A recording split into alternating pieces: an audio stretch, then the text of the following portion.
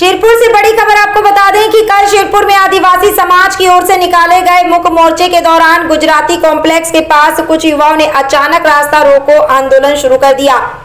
इस घटना के चलते इलाके में तनाव का माहौल बन गया। बताया जा रहा है कि आंदोलनकारियों ने आक्रामक रुख अपनाते हुए नारेबाजी और हंगामा करना शुरू कर दिया, जिसके बाद पुलिस ने स्थिति को नियंत्रण में लाने के लिए हल्का लाठीचार्ज किया। इसी दौरान हुई झड़प में पुलिस निरीक्षक जयपाल हीरे घायल हो गए। घटना के बाद शेरपुर शहर में कड़ा पुलिस बंदोबस्त तैनात किया गया है। पुलिस ने इस मामले में लगभग 8 से 10 लोगों के खिलाफ मामला दर्ज किया है। वहीं पुलिस निरीक्षक जयपाल हीरे को घायल करने वाले जगन सतीश बिल नामक युवक को पुलिस ने हिरासत में ले लिया है। शाहिर तेली की बीके टाइम्स न्यूज लाइव के लिए खास रिपोर्ट।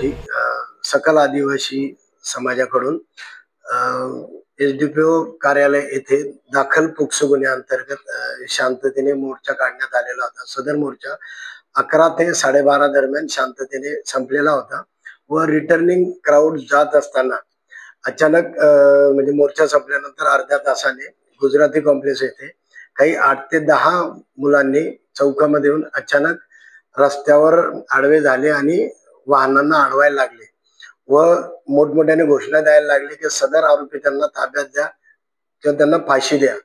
सदर मुलांना आणि इसमांना आम्ही समजून सांगितले, सर्व मोर्चा शांततेने झालेला आहे, निवेदन दिलेले आहे, आता तुम्ही इथून जावा, परंतु त्यांनी आमचे म्हणणे ऐकले नाही व त्यांना तिथून बाजूला करत असताना पोलीस निरीक्षक श्री जयपाल हिरे यांना त्यातील एका मुलाने पाठीमागून धारदार हत्याराने वार केला।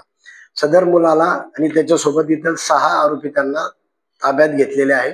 अजून 2 ते 3 आरोपी आहेत ज्यांचा शोध चालू आहे। धन्यवाद।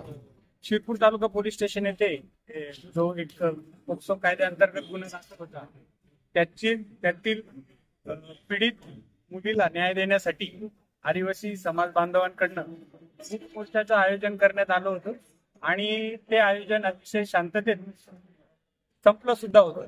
परंतु काही समाजकंटक असतात, त्यापैकी काही समाजकंटकांनी शेरपूर शहरातील मोर्चा संपल्यानंतर साधारण अर्ध्या पाऊण तासाने शेरपूर शहरातील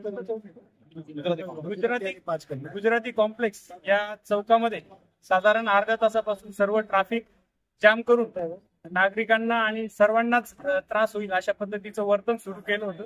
तसंच जागेवरच फाशी द्या अशा पद्धतीच्या काही ज्या कायदेशीर मागण्या नाही अशा मागण्या करून आणि कायदा व सुव्यवस्था शांतता भंग करण्याचा प्रयत्न केला होता। त्या अनुषंगाने आम्ही तिथे जाऊन त्यांना समजवत असताना आणि त्यांना बाजूला करत असताना एका समाजकंटकाने आम्हाला पाठीमागून धारदार शस्त्राने मारलं होतं। त्याच्यात कितीची जखम झाली आणि ते वैद्यकीय उपचार घेऊन आता आम्ही व्यवस्थित आहोत। कुणी अफवा पसरू नका, सर्व कार्यक्रम शांततेत झाला आहे आणि शेरपूर शहरामध्ये शांतता आहे। आपण सर्वांनी शांतता ठेवावी आणि कोणत्याही अफवांवर विश्वास ठेवू नये। धन्यवाद।